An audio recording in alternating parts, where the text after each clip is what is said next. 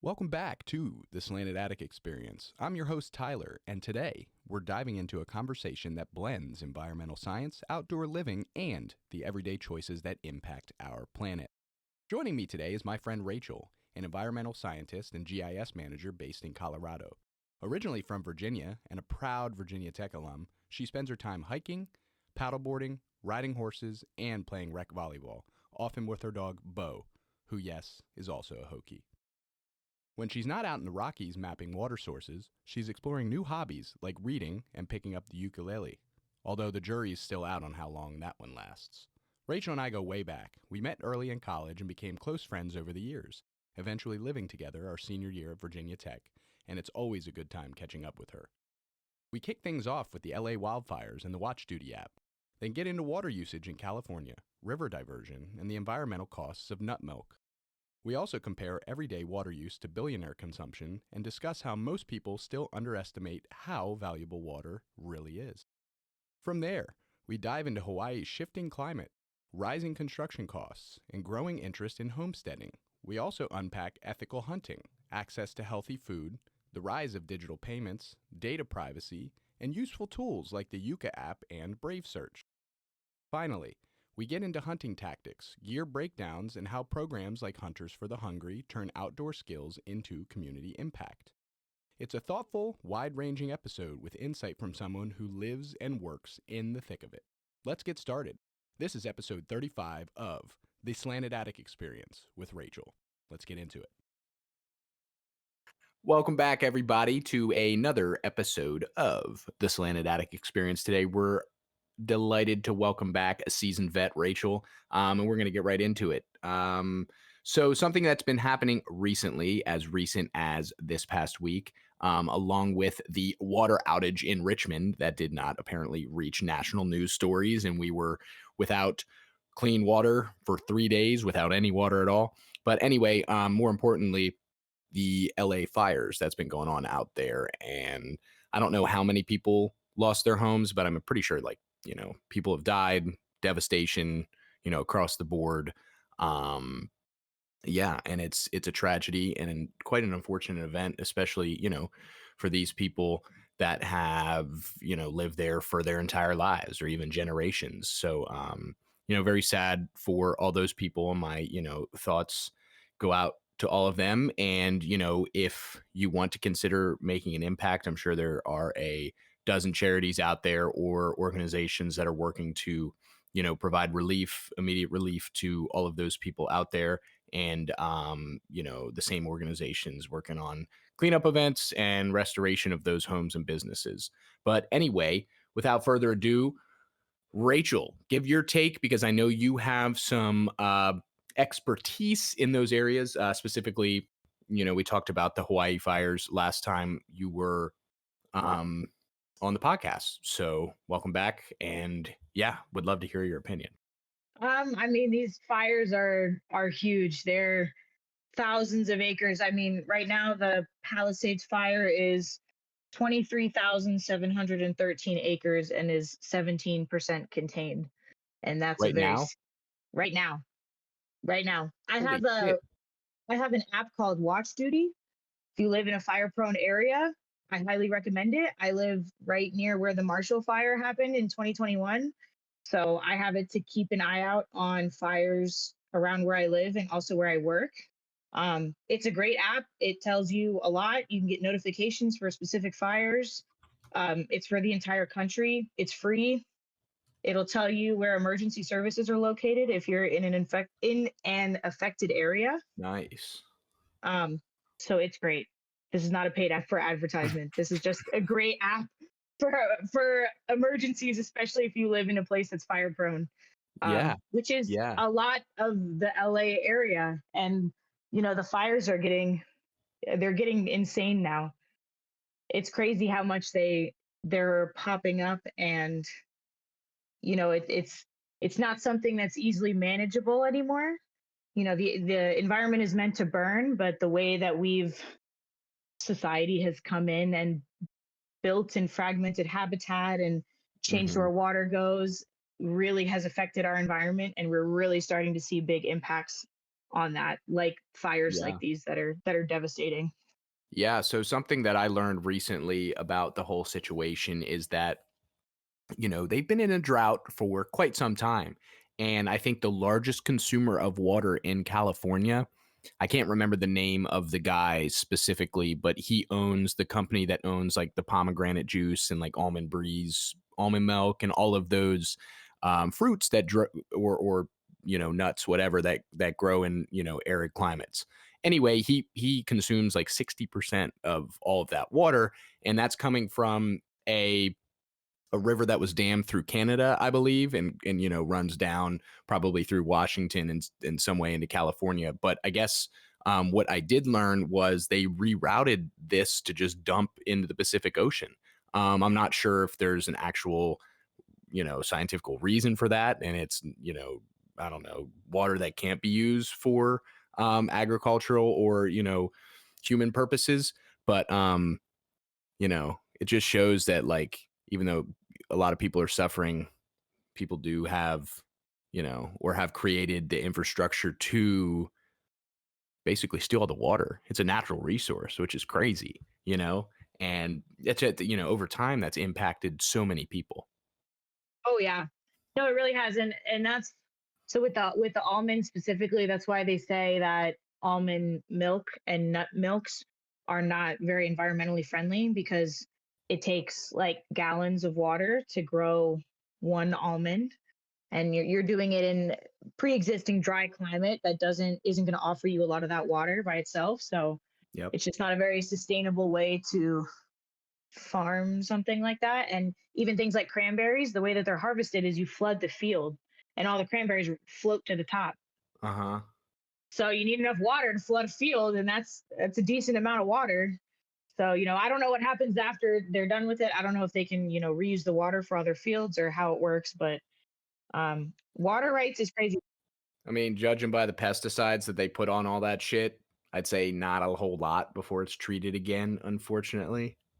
Yeah, it wouldn't surprise me, but I don't know for sure one way or the other. So I like to think that they do their best to recycle the water, but I know that that's not necessarily the case. I read an article today about the daughter of the founder of Walmart. Hmm. She lives in LA. Her water usage alone is was between like 4.2 and 6.2 like million gallons of water per year. That's And crazy. the average household in America for a family of four consumes 120,000 gallons. And she goes through Six or millions of 7 gallons of million. water. That's crazy. I mean, that's what, 10 times is 1.2 million. Multiply that by five, basically, or six. So 60 times the average American, 50 to 60 times the average American is what they are consuming. And I'm assuming, more than one person lives there, but I guarantee you that person does not live there the entire year. Yeah, Billionaires not full have, time. right. Yeah. Billionaires have houses with full ass staffs, maids, butlers, full She has kitchen around the year. she has one of the most expensive yachts in the world. It's the most expensive yacht owned by a woman, and it's like a $380 million yacht. That's crazy. I mean, the thing looks incredible, but it has a helipad on it and everything. But for 300 plus million, it should, right? So Could you actually conceive spending $380 million on a boat? I couldn't conceive even looking at $380 million in a room, let alone spending it on anything. Well, And the funniest thing is that boat's been defaced twice by environmental activists. yeah, well, those motherfuckers also did Stonehenge, so I was pissed about that. Yeah, they I agree with what they're trying to do, but I don't agree with how they're doing it. Yeah. I think environmental issues are one of the most important issues we have going on. That and Mhm. societal issues are two of the top things that we have going on. But I don't think that the way that they go about it is necessarily appropriate because you end up drawing more hate towards you than um, people who are interested in hearing about your mission. It's hard Right. to get people to, get on your side for stuff like that. I get that, but I don't think defacing, you know, artifacts is the way to necessarily go about that. Yeah. Unfortunately, I will say that I think even bad media is good media, right? Like these That's people true. I'll give you doing that. the right, these acts to these famous art pieces or prehistoric structures, that has existed for estimated what, like 10 plus or 8 plus thousand years or something like that. You know, Yeah.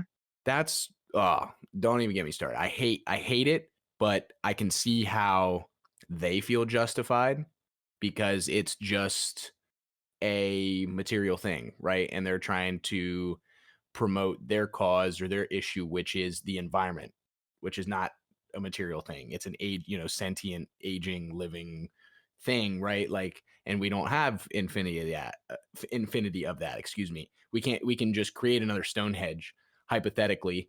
I don't think that's right in any way, shape, or form. That's history. That's historical. That should be preserved. We should study that. Like, where did it come from? Who did this? How is it important? It's obviously at an important place, and it's meant to be an influential structure, right?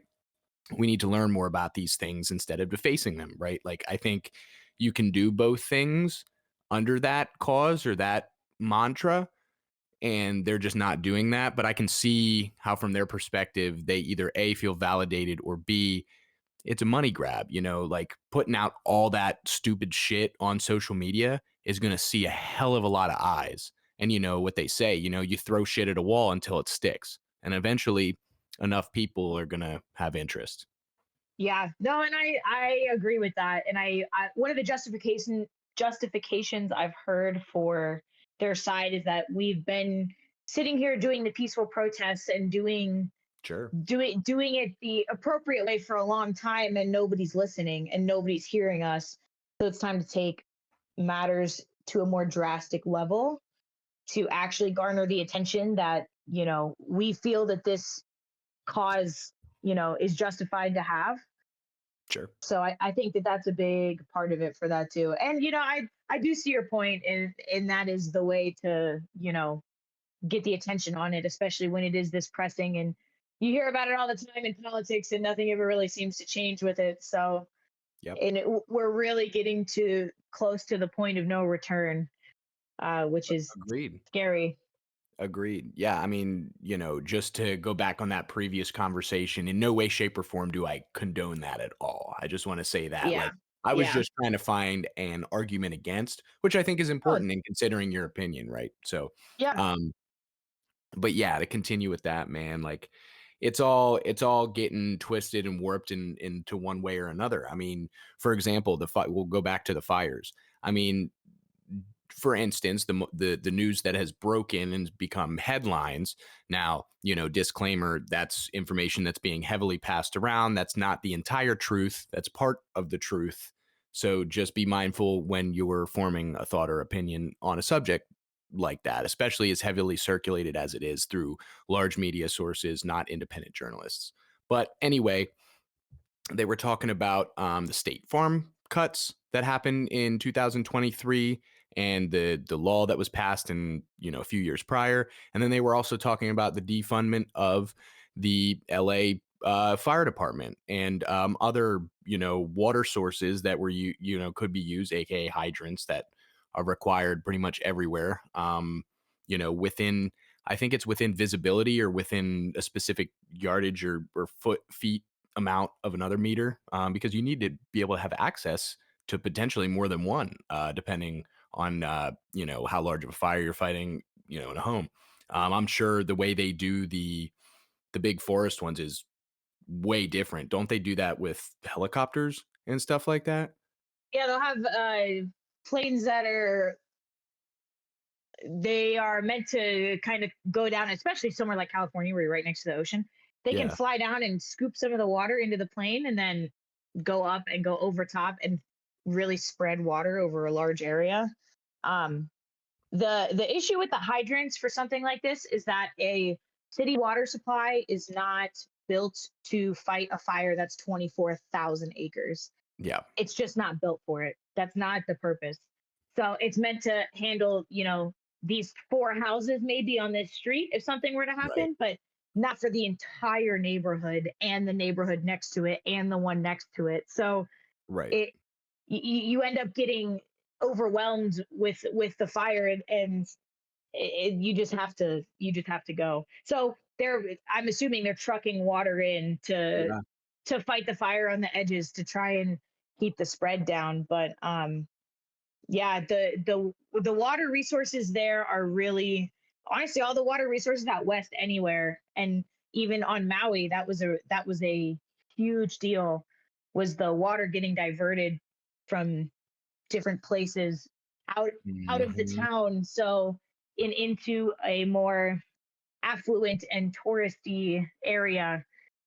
So these people were without, water to fight these fires, and the same thing's happening. And people don't think about it, but you have to adapt your home and the way that you live your life to the area that you live in, right? What that means is, let's say you live in a place that's an arid desert. Denver is technically an arid desert. Something like a grass lawn is going to take so much water and so much resources to maintain, to have an actual lush green yard. Yep. That's why you see a ton of xeriscape yards, rocks, native vegetation that's meant to go through the cycles of the seasons here, which are can be harsh on both ends. So once we see more, people don't think about, because water just comes out of the tap, right? You just flip it on, you Yep. pay your bill. It's not something that people see as a commodity or something that, when it's taken away, it's pretty detrimental to your life. Yeah. Yeah. So, because I mean, all of our water here comes from reservoirs. It's all stockpiled and comes from reservoirs and is Yep. filtered multiple times because there's Yep. just not that much water to go around. And I see all these people watering their lawns in the rain, and I'm like, oh my gosh, guys, like, you're killing me. Yeah, so that I wanted to speak on that a little bit because I had mentioned it right at the beginning, but that actually happened in Richmond this past week when we got winter weather on Friday. It was like the 6th or 7th of January. And we got like an okay amount of snowfall. I'd say about 4 inches and then freezing rain in the morning. Well, the reservoir, or not the reservoir, the treatment plant that we have is actually kind of unique and it's situated on the James River. And the water gets diverted from the James River straight into, they're like like super long levees, and the water sits there, the sediment falls to the bottom, and then it flows into the treatment plant to get processed. And then from there it goes into it's a huge ass storage facility. It looks like one of those indoor like turf arenas. It's just Hmm. like a big covered building, and they have millions of gallons, in there as a reservoir. That's the largest one that feeds Richmond City. So essentially what happened was there was a main pump failure at the treatment plant, which is no bueno because you have basically what, two or three supplying the entire fucking city of Richmond with water, clean water to drink and to use to wash your dishes and your laundry and everything that you could ever use water for. So anyway, that breaks. So everybody's scrambling because of the inclement weather, and like Richmond's infrastructure, massively outdated. The water system, 100 years old. There's public radio announcements about checking, residential pipes for lead. You're supposed to report that to the DPU and all that fun stuff, which totally get that, understand, it's important for people to know what's there. But you're telling me the city built something and doesn't have a record or a log of that, or improved, you still have to go through approved construction plans, even for residential neighborhoods and houses. It's a little bit less stringent than commercial, but they have record of it. Maybe something that maybe not back then. Okay, let me backtrack on that. Maybe not back then. They weren't thinking about the potential impact, harmful impact of lead. Anyway, aging infrastructure, pump failure does not lead to any good stuff. So that happens. The treatment plant floods after they get it back on. An electrical panel blows up. So that's when we got that's when the real shit storm happened, because they had to, dry the entire place out, cut off the entire electrical system, not even backup generators at that point, because you got to make safe whatever's in there, could be potentially harmful to anybody that steps foot in that area. And so that happened, I think, on Sunday, and we heard about it. And thankfully, we turned on our bathtub faucet and filled up the bathtub because we were without water for 3 days. They cut everything. Hunter is actually coming over the night they cut it off, and I'm like, hey man, I was like, because we were making dinner, and he's like, you need anything from the store? I'm like, actually, if you could grab us like 2 packs of water bottles, that would be phenomenal. So Hunter saved the day. He came through. It was only because of him we survived. But like, that's a perfect example. And like, the way the infrastructure works is it comes from a reservoir, and like, it just doesn't appear. There's quite literally like 5-inch, 10-inch, 15-inch, diameter metal pipes that run underneath your roads, your houses, everything outside. And that infrastructure system is old, it's outdated, and it is highly complex, right? Like, there's a lot of stuff going on. We don't really know everything that's down there until you get down and you can kind of look at it. So that being said, your example was perfect. People just go to the tap and expect water to come out. What happens if it doesn't, especially in an emergency like a fire? What do? I mean, you might have a fire extinguisher. Is that going to stop your whole house from catching on fire? Or are you going to be able to drink the fire extinguisher liquid? I don't think so. I think that would be bad. It's funny because people who used to be, quote, doomsday preppers, quote, used to be considered like these crazy people with these far out post-apocalyptic ideas. And while I do think a lot of them maybe took it a little further than they needed, they're on the right track. You should be able to sustain yourself for a week at least with food and water. And it's funny, Costco sells like these huge containers of, it's like a bin of food. It's like a bunch of dried food that you can use in like an emergency. Yeah, I'm gonna wait till that's back in stock, and I'm gonna grab some. Yeah, right. Everybody's and like I have like extra gallon jugs and like a 7-gallon jug for camping and stuff. And I mean, I live in an apartment building, right? They cut our water a few times. I'll fill up a few jugs, I need water I drink a lot of water, or try to at least. I have a big dog. He drinks water. Like, gotta flush your toilet eventually. You gotta be able to clean your dishes, or, boil something, or. Yeah. Water is a very important resource.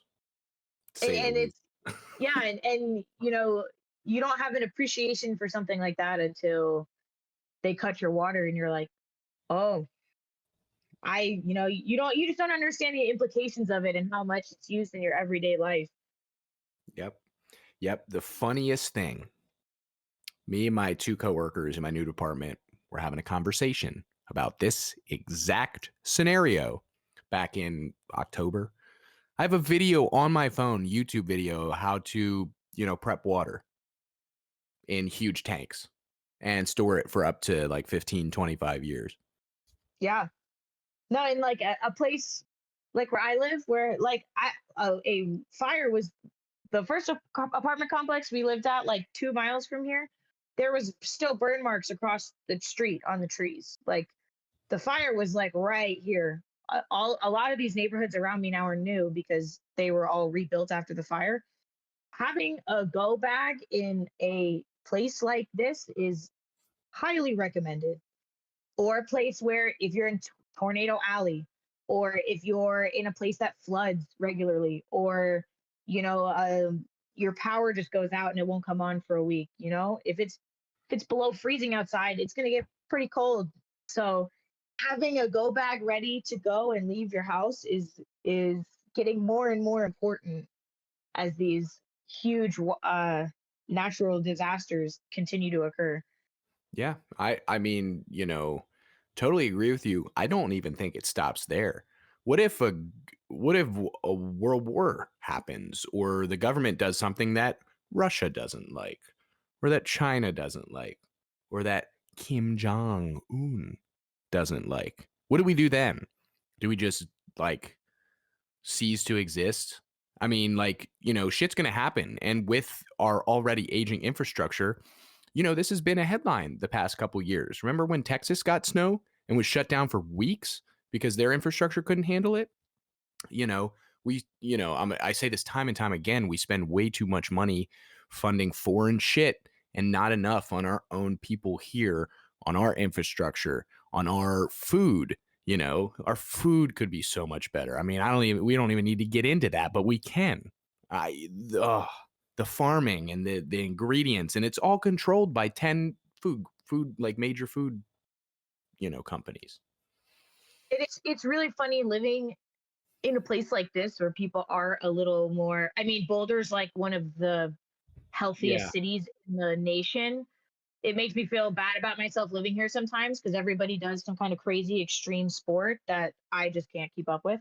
But anyways, you see a lot more people that are more conscious about the food and the things that they put in their bodies and all that kind of stuff. And I completely agree. I've always thought that we need to be as self-sufficient as a country Yes. before we go out and are messing with other countries and other things. A lot of the issues that the US has just in general and has been happening to them, they've gotten themselves into, or they've instigated it completely, and Yeah. then innocent people die because of it, and military men and women die because of it, and it shouldn't be happening at all. It's silly. I to me I they could be doing so much good at home, and we could be such a more solid country, and people could be more proud to say that they're an American, right? Because when you go to other countries, that doesn't mean sometimes what people here think it means. It means that Yeah. we have higher crime, we have lower education, we have terrible food standards for our food, we have high obesity rates, we're not this, all completely put together country that I feel like people allude to or believe. I don't see it that way. Yeah. No, I totally agree with you. I think it is important to note, though, like, underdeveloped in third world countries, I think America is a huge upgrade. But I think you're more referencing, first world, like major world leaders, probably like Switzerland with, free healthcare,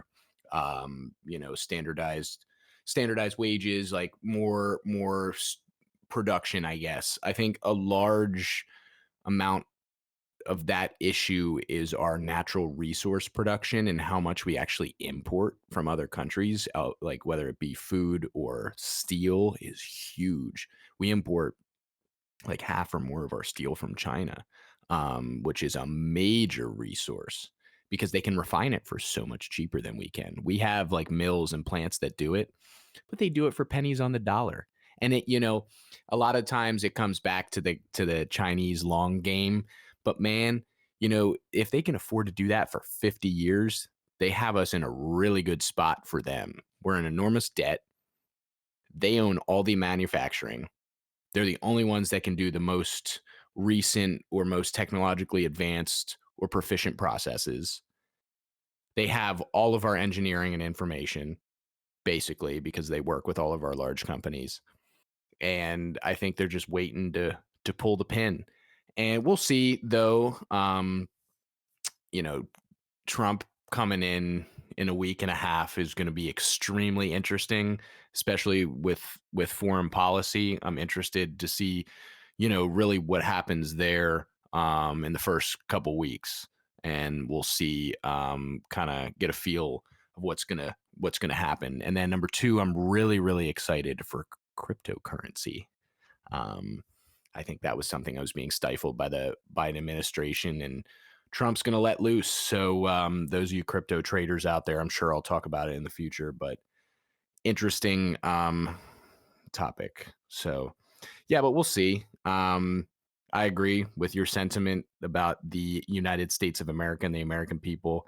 I think because we don't do enough for us. And I think that's not a collective problem. The people response to the LA fires, right? Like people are there handing out food and water and sheltering, their friends and family who were affected, right? Like common people are there, like good-natured, good-hearted people are there helping other people out. Like I don't think that's ever been the issue. I think there are good people, all over the place, and people that are willing to, put themselves out there to help another fellow human being.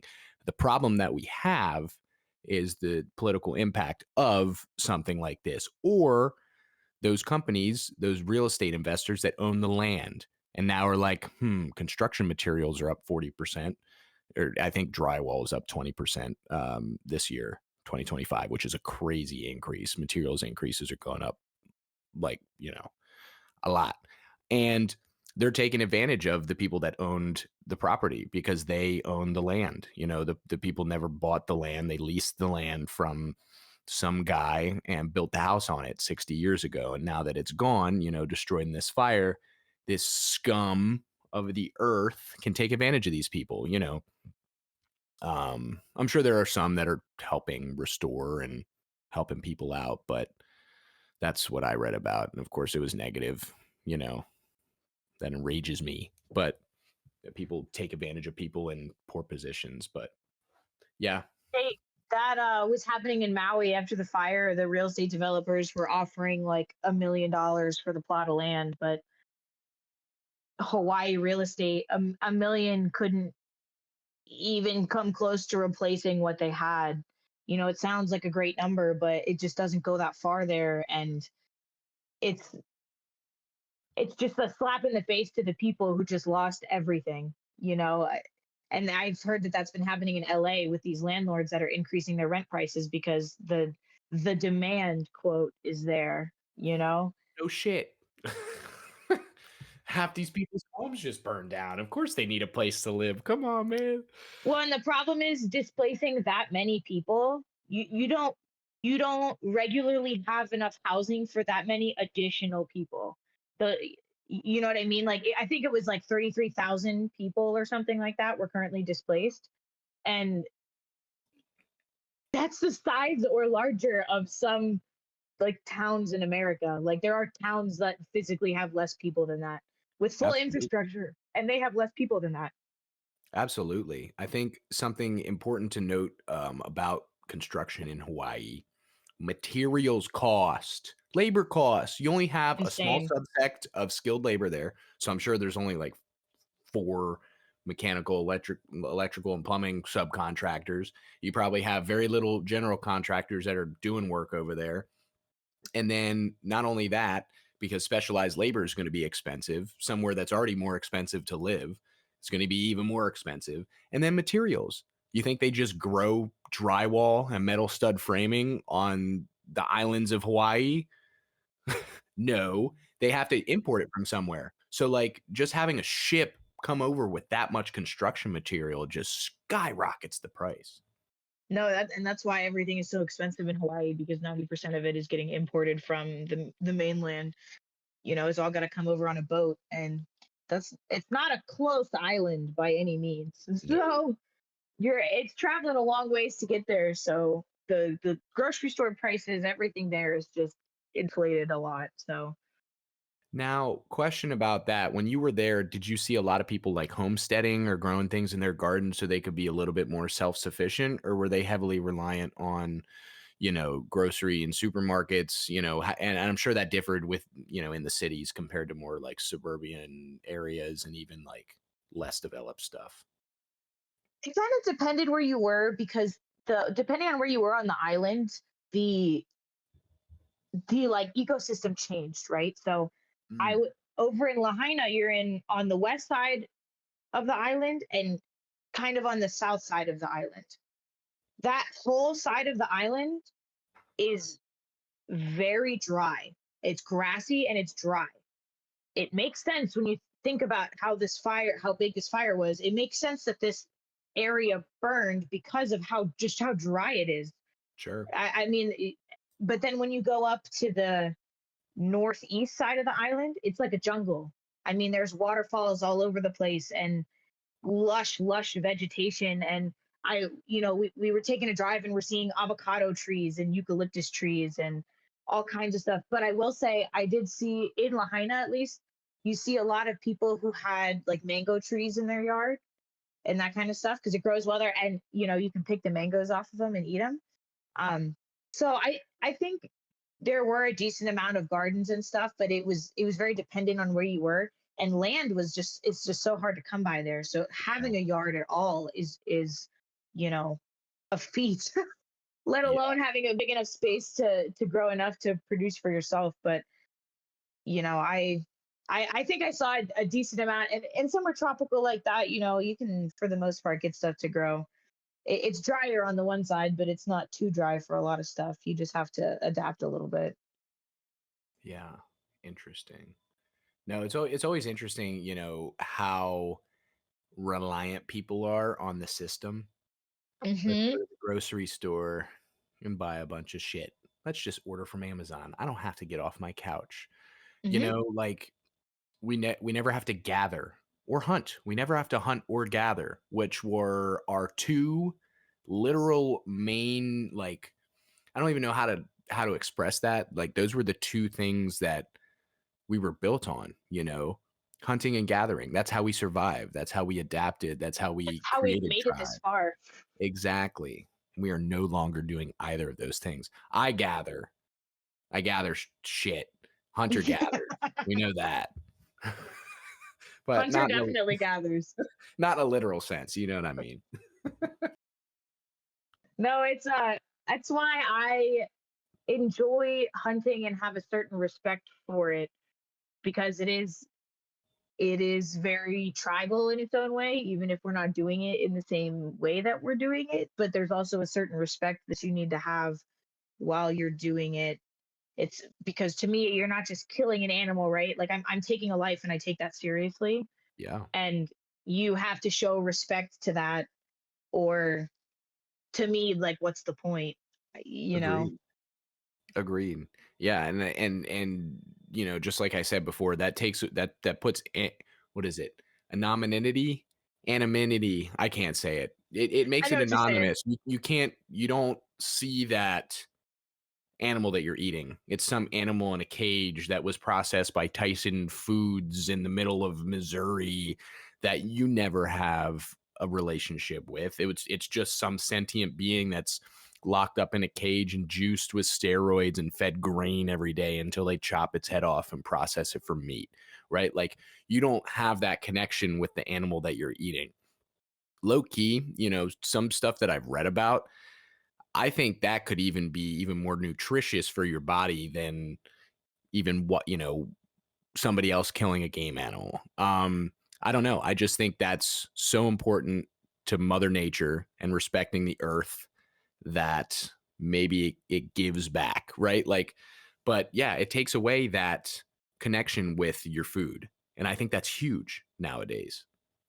Yeah, and it's funny. I always say the most organic meat you can eat, you go out and shoot it yourself, Absolutely.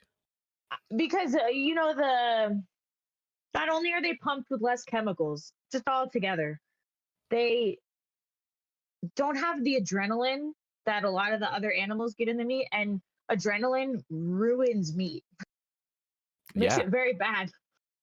So, and at that point, it's a waste.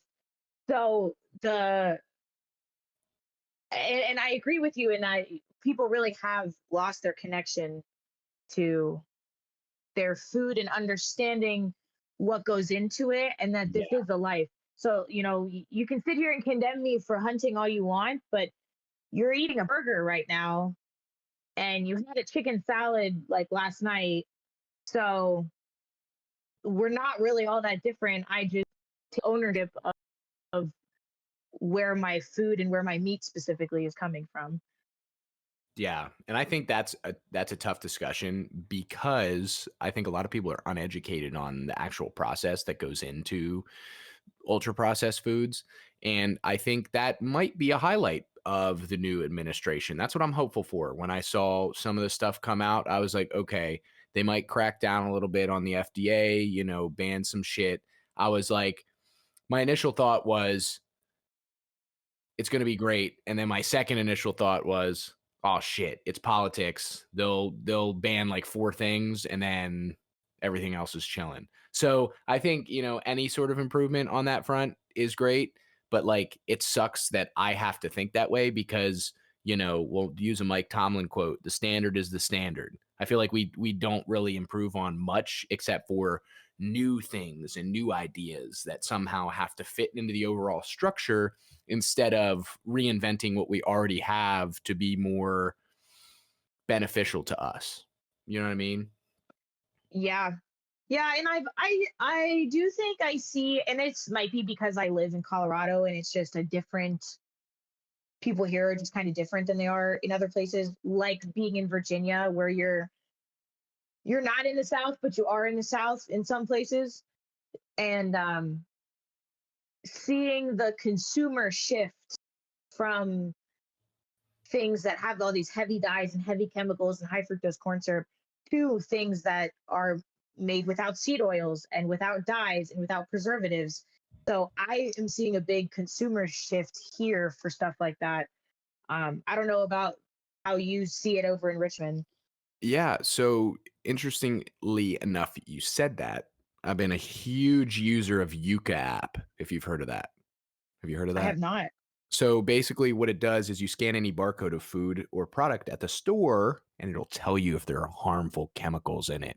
And it basically pulls from a bunch of databases like the FDA's database, European Food and Safety Commission, bunch of other stuff. So it's like, okay, these chemicals are harmful. I should not be eating that. And usually I use it for what is it? They put it as risky additives and then they rank it on red. Yeah. Yeah. What is it? Michael Scott. Green, go ahead and do not talk about it. No, do you remember that? We were watching I it the do. other day and that came I up. do. Green, go ahead and shut up about it. But anyway, it ranks them from red being the worst, and these are chemicals that have been shown to cause cancer or have what is it? Oh, it's issues with thyroid issues, fertility Mhm. issues, hormone disruptors. That's what I was Hormones. looking for, Yeah. or endocrine disruptors rather. But it shows you like information about all these things, and you can look at the resources, see what type of research they did. I've looked into a couple of them, but once you get into like 3 or 4, you notice that a large amount of the products that you're shopping and, have access to have the same sick, shitty ingredients, because they're cheap to produce. And that's probably it. But anyway, it's an app that, ranks it based on risky additives, how caloric is it, and then amount of saturated fat, sodium, stuff like that. But like when I'm walking into a grocery store and I want um chips for my chips and salsa, I'm going to get something that's high in sodium. I understand that, walking in there. I just want to make sure that I'm not eating any harmful chemicals while doing so. So, interesting. Love it. Yeah. No, I've definitely started looking at labels more, but that's a cool app because I lose track. Because this is so bad. This is just the American food system. I lose track of all the bad chemicals we're not supposed to have. Yeah. So it's hard for me to read labels and be like, like was this one of those ones that like they Mhm. said you shouldn't have, or like, so it's Right. hard for me to keep track of all of them, which is so bad to even have to say. But Well, it's not your fault. It shouldn't be that way. It shouldn't be so hard to entertain that you can't figure out what's what. I mean, we should have even sugar, but sugar, natural, not even natural flavors. They use natural flavors as a term for shitty shit. yeah, don't Um, eat anything that says natural flavor. It's not natural. There's nothing natural about it. yes. It's all Uh, chemicals. but yeah, my point being is it shouldn't be your fault. Like they shouldn't have all these chemicals. We shouldn't have to shop around to a million different things to find the one thing that doesn't have bromochloride or whatever the hell the additives are. But to answer your question, I have seen a trend of more healthy or health related items. The price disparity there, it's a little more expensive. And Grace and I splurge, on the things we can. I like my straight white rice, basmati rice, nothing else, no folic acid or whatever the hell is in all the other shit. So I spent an extra $5, whatever. But I think the access is definitely there. We have a couple of like not home goods stores, but like whole food market type places, which definitely have access to healthy ingredients and foods. But everything else is just as available as it ever has been. McDonald's is now doing their $5 meal deal instead of the $7 bag or whatever, because they realized that the prices weren't working and sales were down. So more people are going to turn back to that because it's a cheap option that you can get on the go. So I don't know. I love it, and I want that for us, and I'm trying my best to adhere to that, but we'll see. Ozempic too. No, you can really only shop. It's like I love to try and shop locally. I really do try Yeah, to do that facts.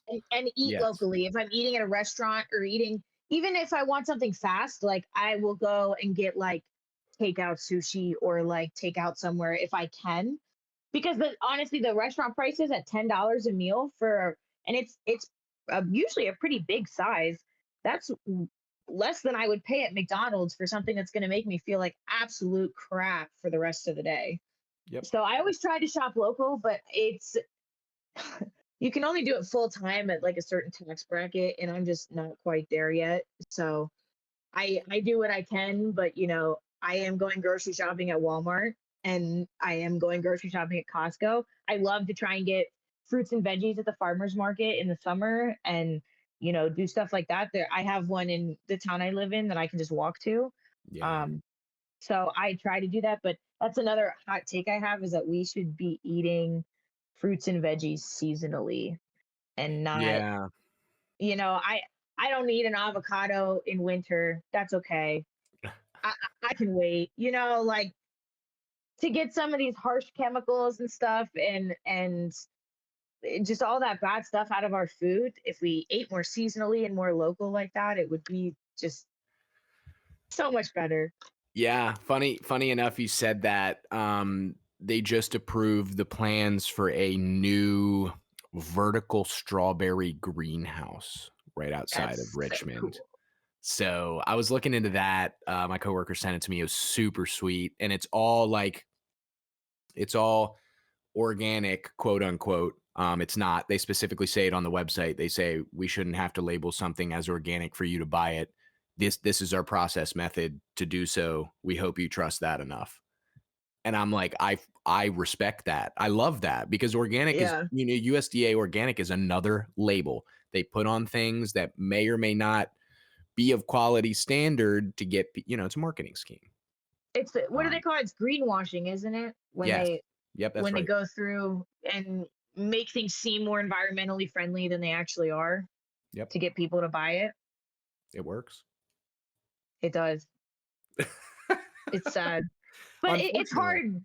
It's hard because like as a Walmart shopper for a lot of my stuff, sometimes I can't spend like, $20 on this item. I can do $5, and I might have to sacrifice it and stick with a brand that they say is environmentally friendly, but I'm looking at it and I'm just really not that sure. But at this point, to save that 15 bucks on that, I'll do it. So maybe when I jump some tax brackets, we'll get there. That's the issue. It's not available for everyone's budget. That's the largest problem. I think that that's an issue because they set the prices of milk and of corn and of soy every year. That's something that doesn't like the farmers commission or somebody, they go and they set that price for a year, but a lot of the farms are corporate owned and like huge shareholders. So I'm sure they set it at a specific value, to and they can even beat the smaller competitors out because they can produce it at a much larger scale and kind of price out the small guys. And when you're buying from the small guys, you're buying from somebody local. You're buying from somebody that probably cares and has been generationally living on this farm, and like it's coming from your local environment. I know that that local honey thing is a myth, but like think about like all of you adapt to your local environment, your natural resources around you, right? Like it's a proven thing that like when you live with a partner for a significant amount of time in the same house, you inhibit some of their mannerisms, their expressions, things like that, because you're adapting to what is immediately impactful to you. So I think it wouldn't be crazy to say that eating food from your surrounding areas might be more beneficial to you in terms of like bioavailable nutrients and stuff like that that come from your direct surroundings and impact you. Maybe like diseases you're more resistant to that are adapted to a specific region, stuff like that. I don't know, conjecture. Disclaimer, I'm not a scientist or a health professional, but that's my thought. No, I think you know, buying buying local like that is the best you can do for to have a local impact, right? To not help these rich guys get richer, because we're at a point where corporations are seeming to require record profits every year. And that, I mean, I'm not a business major, but I just feel like that's not a sustainable business model, is to have increasing profits year after year after year. I don't see how that can be healthy for a business, especially one that's providing business in an ethical way.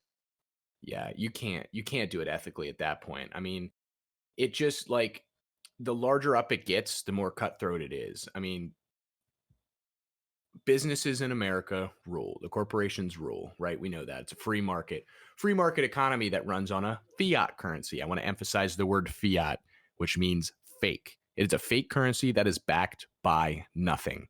Everybody needs to understand that. The US dollar is not backed by anything, tangible. It's superficial, right? And that's why we call it a fiat currency. So when the Fed cuts rates and we spend $500 billion in Ukraine, you know what we do? You know what we can do? We can print $500 billion more of that money and put it into circulation if we want. Then the banks take advantage of your regular ass people by saying, you come here, we'll give you a credit card and we'll give you 3% cash back on all your dining purchases. Great. I'm already spending money at the restaurant. Might as well use a credit card, earn the points back. What you don't know is they're lending out your money, you're accruing interest in your savings account. That's not, you don't actually have that. That's not tangible. You don't have cash in your under your mattress in your pocket. That is money that is now in the void. It is a number on a screen. Obviously, there's a lot of security measures and protection for that, right? FDIC insured up to 250K, whatever. That's a standard for a bank. It's not real anymore. They're lending it out. They're lending out virtual currency to other people, right? Like we lose this sense of reality when we think about money. It's not real. It was at one point. It was as a bartering tool. It was backed exactly by gold when we had the gold reserves, but is no longer. It no longer does that. So I think the way that they can manipulate the value of money, a lot of words I could say for that. I'll just say it's absurd. And I think that impacts everyone, not only the people in the United States, everybody in the entire world, because the US is a dominant global market for commerce. It's a lot to unpack. I just went on a rant, but It's okay. No, I agree, and I think it is also absolutely absurd that I could be in enough debt for a bank to take my house, but this country can be billions or trillions of dollars in debt, or audits happen and they just can't account for millions or trillions of dollars of funds, and that's just okay. Nobody's, like, nothing happens to you. I could become homeless and die on the street, but you guys sitting in your, your ivory tower at the your top there, $390 million yacht in the yeah, Gulf of Mexico. like there's nothing that happens to you. Like, you still make your millions of dollars every year. Like, how does that is, you're very clearly not good at your job if you have trillions of dollars of debt miss, like, of money dollars missing. That's crazy. And Yeah, that number is so huge. I feel like we throw around these billions and trillions, but yeah, those numbers are huge. so big. I mean, astronomical amounts of money. All right, let's put that in perspective. I think like, oh my God, I couldn't tell you, but like now, interesting factoid: there are more $100 bills in circulation than $1 bills because the value of money has increased so much. I mean, coins are obsolete, dude. I never use change anymore. Are you kidding me? I mean, I barely use cash. It's a I Yeah, plastic world. I rarely have cash. I Now it's not even plastic. Everything's like, most things you can do with Apple Pay, or Yes. you're just buying it online anyway, and you just need the right numbers. You don't even need the physical card for anything. Yep. Yep. And it's stored in your phone. So you can do it right away. Instant gratification purchasing. I I withhold held getting Apple Pay for so long, and honestly, it's too convenient sometimes. Because when you're laying in bed at night, and this would be really cool to buy right now, but then you're like, man, my credit card is so far away. Like, looks like I can't buy it right now. That's not the case with Apple Pay, and it's very dangerous for Nope. me. Like all of my purchases online are made between the hours of like 11 p.m. and 2 a.m.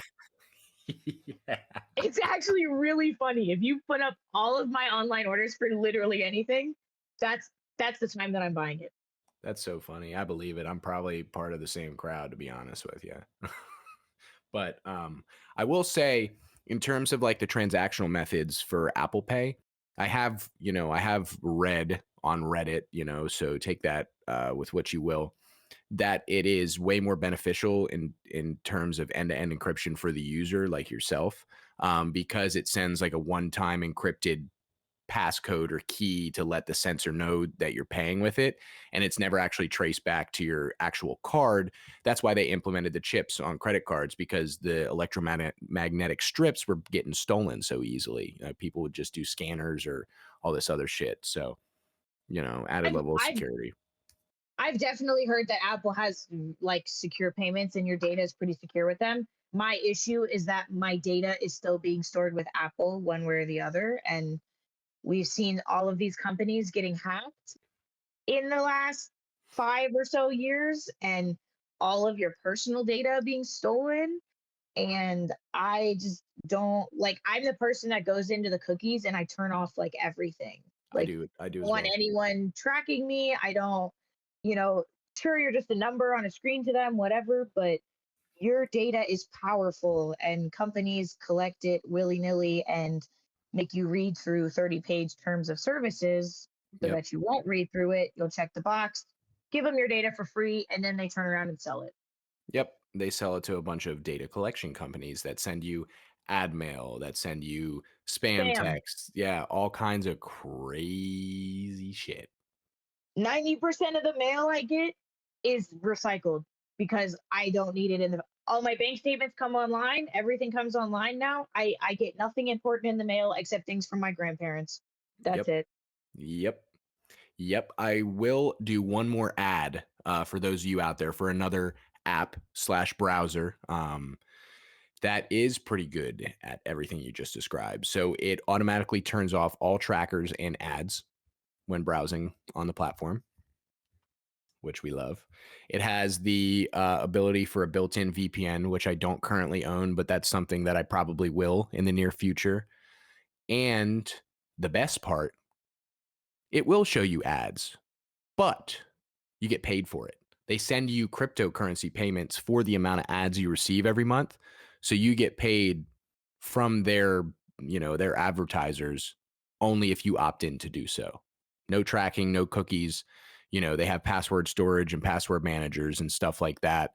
But no tracking. I can give you my stats right now. I've used it for probably a month on this computer, and I have on this computer only. I've done my one at work as well, and then I have my laptop. I've blocked 14,119 ads. I've saved 94.7 megabytes of bandwidth and 12 minutes of searching. So they pay you out every month, and it's pretty easy to set up a crypto wallet. Since we're talking about online security and payment payment forms, cryptocurrency is very interesting. But another thing for security, that can easily get hacked. Personal information can get out there. You need your social security number in, those systems because it is federally traded funds, right? You do have to submit a tax report to the IRS based on your cryptocurrency trading now. Very good web browser. I use it for all of my day-to-day stuff. They can draw upon like Google and Bing search queries, so they can access that information, but I have it set up to Brave search. So it's only, providing me information and resources that I'm searching for. So a little bit of tidbit, if you'll let me rant for another second.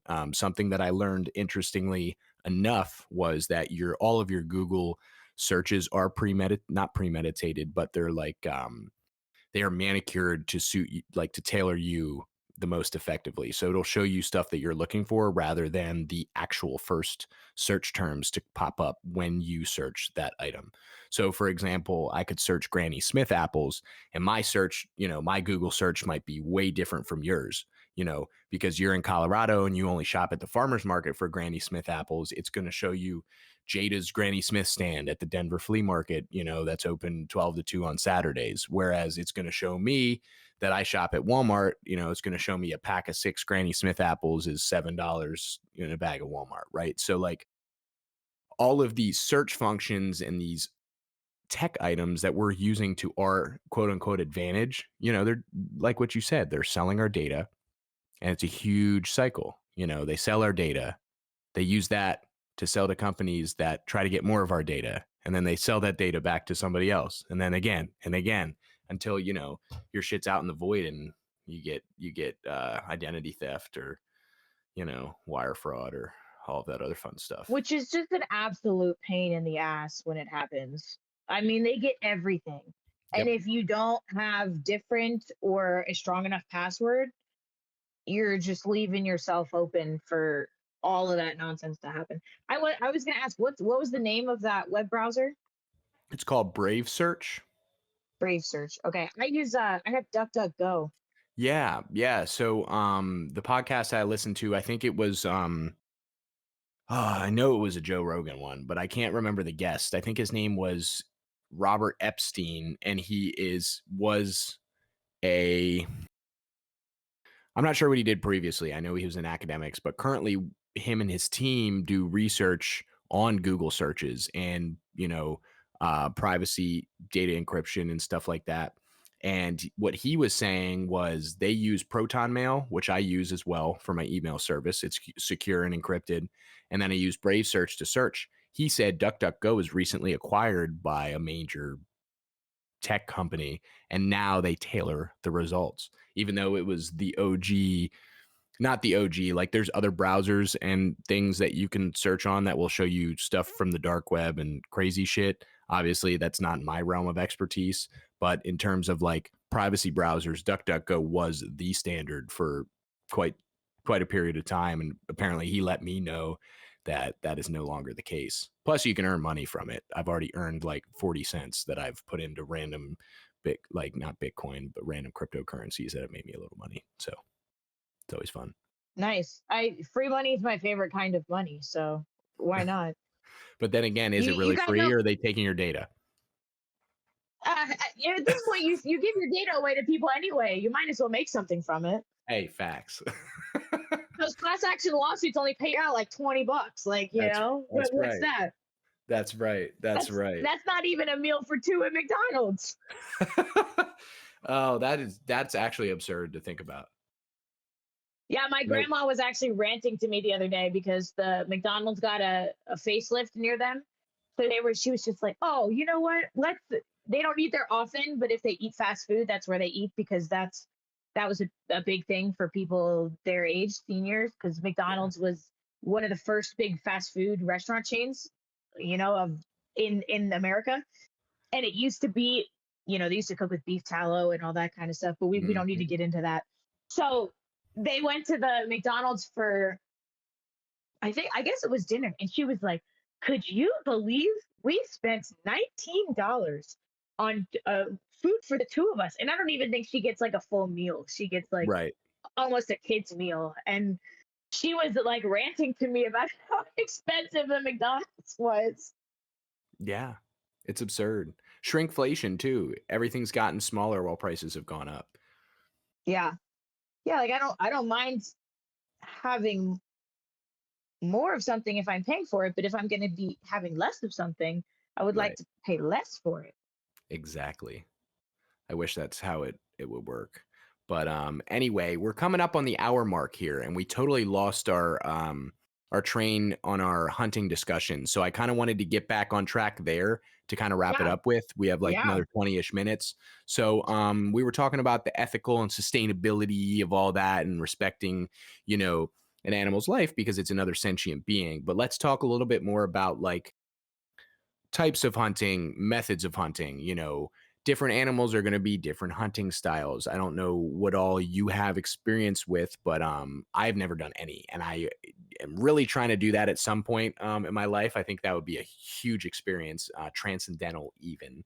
But yeah, talk about that a little bit. I know you went this year. I don't know if you shot anything. I can't remember if we talked about that already. I did not. I sat in a tree stand and froze for a grand total of 1632 hours and Oh, saw a deer for about a grand total of, I would say, 5 to 7 minutes that's of crazy. that whole time. That's like 90% of hunting. You have to be, you know, part of it is just being outside and doing stuff like that. And I enjoy watching everything wake up, right? You get up in the tree stand before first light, and you can, especially with deer hunting, you get all the squirrels and the chipmunks coming out, and you have the potential to see other animals walking around or even deer that you don't plan to shoot. It's Yeah. just cool to see things in nature that don't see you, and you get to really kind of see what they're like in their natural environment, which is cool. But so sorry, I do deer hunting is one of the biggest things I do. I've also gone turkey hunting and shot a turkey. Um, I've done upland game bird hunts with my dad. That's pheasant, chuckers. That was on a game farm, so that's way different than hunting like an actual wild animal. Um, I would love to go duck hunting one day. I grew up goose hunting as well, so that was always fun to do with my dad. We would in Maryland the seasons would overlap very for a very short time for geese and deer. So actually, the first day I ever killed anything, I shot two geese in the morning and I shot a spike in the afternoon. What's a spike? A spike is a male deer who only has little, like their antlers are still growing, and so it's just little ones. So usually like a, a yearling male deer is just going to have a spike. They're not going to, the racks get larger as the deer ages. Sure. So that first year you're going to have a pretty small. I mean, once they fork, right? So they're spikes until they fork, and then they become a 4 point, because usually each side will split once, so you have Right. 4 points coming out. Um, that'll be an older deer. So the older that they get, the larger that their antlers get. Um, Yeah, how does that work? They shed or molt the ears, don't or not the ears, the antlers, don't they? And they often lose them when fighting for mates and stuff like that. Because I know that's how they fight each other. They interlock their horns and kind of wrestle around. so the progression is usually they start growing them like towards the end of winter, and through spring and summer. A lot of times they'll have velvet on them, uh, which velvet is the when deer's antlers look really soft. They have actual blood vessels going up into the antler huh. to help create them. So that's all blood vessels, and that's why you'll see in, I think it's before the rut starts, because I know by the rut, which is the mating season, they have official antlers. So at the end of summer, they'll start scraping on trees and stuff like that. And if you've ever seen the pictures of them with like bloody stuff on their antlers, that's the velvet shedding. So Uh, now their antlers are now, solidified, like almost like bone, and they start to kind of get itchy for them. So they'll start rubbing all the velvet off, and now they're sharp and hard antlers. They'll use them to fight during mating season, and then sometime during the middle of winter. I think it's the connection where the antler meets the skull is what starts to weaken after a certain point in time. It might be when velvet comes off is when the antlers start to weaken, and then by the time the beginning of winter comes, they'll just, I don't know if you've seen him. There's videos of moose just like he's just shaking in the woods, and then all of a sudden his antlers just fly off. you It scares the fall shit out of him, and he like turns and runs. off. It's So, it's very okay. cute. Yeah, so I was gonna say, explain the 4 point 8-point thing for me again, if they're shedding the antlers every year, do they grow back with more, I would assume, based on their age, or is it just by luck? You know, maybe some guys have 8 and some guys have 3, you know what I mean?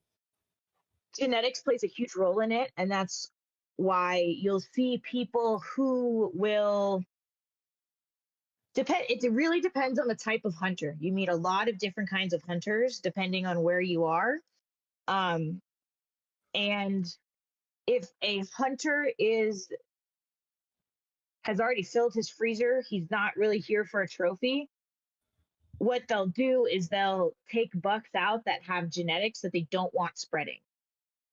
And bucks that have better genetics, they'll continue to allow them to live on their property and continue to breed with the does so that the overall population has a better genetics to get a larger rack or a fuller rack or more Right. points or whatever it is, whatever the gene is that they're trying to isolate.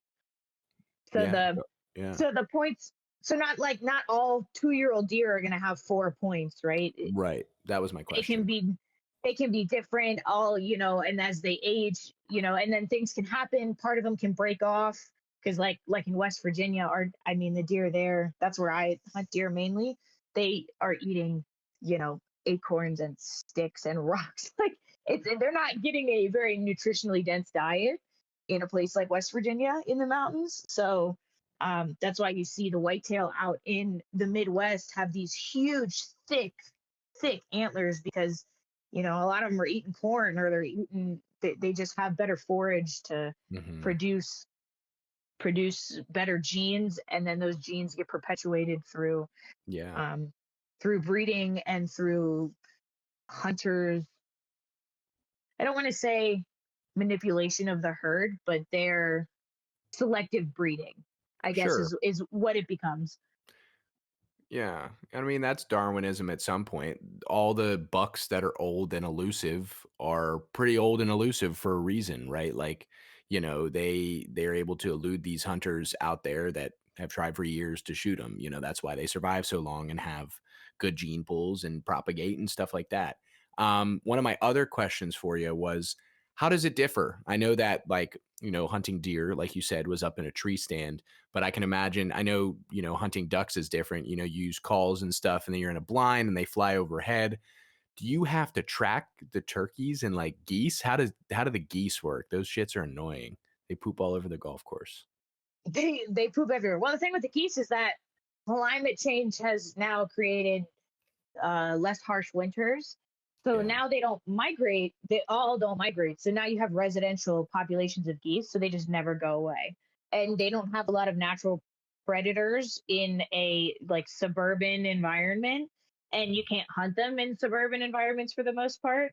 But you'll hunt ducks typically over water, whether that's a pond, a river, a lake, whatever. Um, Geese are a little bit different because they'll land in cornfields a lot and they'll eat like stuff in fields. So when we hunted them enough in like a field. Yeah. That's So cool. we had a little blind, and then we would put out decoys. So it would look like there's some geese there chilling, and you could hear them flying over.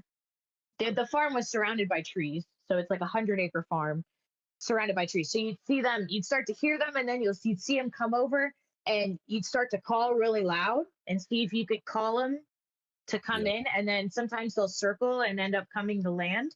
And that's when you have your opportunity to shoot, because you shoot geese with a shotgun, same with ducks. And you only have so far to, it's not like a rifle. A rifle bullet can go, a mile or two if there's nothing in the way, but a shotgun can't go nearly that far. Right. And you have to think about, like, in a shotgun shell, for those of you out there that may not know this, it's pellets inside that red capsule. So when you shoot that, they disperse. And obviously, the further away your target is, the more error you're going to have because they're going to disperse and, further stuff. They do have, what is it, like buckshot and specific stuff that does condense a little bit better, right? So I think there's birdshot, buckshot, and slugs. So I think birdshot is smaller pellets over a wide, Other area. like a circular area, and then you can actually change that area based on your choke tubes in your gun. Oh, wow. That's that's how you can change So like if you're going hunting, you want a wide spread, right? Because it's a live animal, like you need your highest chance to hit them with a pellet. But if you're doing something like going to the clay target range or you need a further shot, you might condense your pattern. So there's different scenarios for whatever kinds of hunting you're doing. But what were we talking about with the geese? No, I was trying to make a point that, like, you were talking about the shotgun pellets and the disbursement, and Oh, when they would yes, come yes. down, you gotta be close to shoot them because, the shotgun only goes so far. And yes, and then the buckshot is, I think, still I've never used buckshot. I think it's still pellets, but they're larger pellets and Mhm. they're meant to take down like a deer. And then you have slugs, which are they're bullets in a shotgun shell. So I actually had a slug gun. That's what I shot a deer with one once. That thing was wicked accurate. It was a break action gun, so it broke to slide the bullets in, if that makes sense. And then it had a scope on it, and it was like an actual rifle, but you're shooting shotgun shells. It was such a cool gun. That is wild. Huh. It worked. It was very effective. It fit me really well because I'm not a big person, and it's really hard to find firearms that fit me like appropriately and aren't like Yeah, crazy long. sure. Um, but that I thought that was like that was a really cool gun. Not a lot of people will use slugs, but a slug is a way for you to be able to use an ammunition more like a bullet in Mhm. different areas. So, for example, places like Maryland, you couldn't hunt with rifles for a really long time because rifle bullets just they go too far, and most places you couldn't really get far enough away from people enough. That's why Right. hunting in a stand is beneficial because you're up in a tree and your angle of your shot is down into the ground. Um, so the slugs gave you the impact of a rifle with the better with the shorter distance of a shotgun. Right, So it and could be used in more usability. areas. Yeah, Yeah. you can use it in more places. So, like, Yeah. so for something like that, that's non-traditional. What would you typically use for hunting deer versus you said duck and geese were gonna be shotguns. What would you use for deer? I know you can use, like, little 22s to get squirrels and, like, prairie dogs and shit like that, but I'm assuming it's a much larger bullet, right? Yeah, I started with a 243, so the bullet with the case is like about, I don't know, 2 inches maybe. It's not a huge bullet, but it's large enough for a West Virginia whitetail. Um, I did just upgrade to a 270, which is a little larger bullet, and that can take down something more the size of an elk, or you're moving up into that larger territory, and you want to use an appropriate ammunition with whatever you're going for, because like I said, I'm an ethical hunter. I'm not here to overkill or underkill, and I want the animal to die the same way I would want to die if I was getting hunted Right. for sport or for food or whatever, and I want it to be quick. I don't want to know what happened. I just want to drop in my tracks one day and that to be it. Yeah. So those are the only kinds of shots I'll take. Those are the only I prepare and set myself up properly to be able to hunt as ethically as I can. Yeah. And I mean, not even ethically. It's like a moral or like a virtuous thing at that point. Like, you know, all these people that go out and just hunt for sport, that's fine. What are you going to do with it? I mean, if there's resource to be had, great. Otherwise, respectfully do with it what you will, but like don't be out there just poaching and killing shit just because it's fun and then leaving it there. I don't think that's beneficial to anybody. No, it's not. And there's a lot of programs that um, I love the program. It's big in Virginia, and I think it's big in other states too. Hunters for the Hungry. So what you That's can cool. do is you can donate your unused like deer meat, for example, and they'll process it and give it out to families in need. Oh, So we like love that. yeah, so I have a family friend who he just loves to hunt. So he gets to a point where he can no longer fit any in his freezer. but that doesn't mean, he hunts on his own property and he just really enjoys it. So he likes to continue to hunt, but to ensure that the animal is still being used, he donates all of the meat once his freezers are full. We love that. We love that. I mean, that's just, and it's beneficial to other people too. Like, these people And that, it's healthy food in places that a lot of them can't get healthy meat like that. yeah, well, you can tell me he can donate it to me and then I'll donate all my shitty processed food to everybody else. No, that's terrible. But something like that is so meaningful, especially in the local community, right? Like these people don't have the resources or time probably to go out and shoot a deer and then skin it and process the entire thing. Are you kidding me? They're probably working 2 jobs to try to support their small family that they have because they're in a disadvantaged area and, they got dealt a bad hand. So like, I don't know, that's huge. I love hearing stuff like that. Like kind of what I was saying earlier, like it still shows the kindness and goodness of people. And I think, especially in the time that we're in right now with prevalent social media and objectifying, like idolizing, these incomprehensible and unachievable, fitness goals, bodies, levels of wealth, cars, travel, trips, all of these things. It's so healthy to get a reminder that like, people are out there helping the less fortunate, doing good things for other people because that's what it's all about, and And they're not getting paid for it, right? This is all volunteer. They're exactly. providing, they're giving their time and their money and their resources to help other people because it's the right thing to do. And I think that is, sometimes that gets lost. Yep, exactly.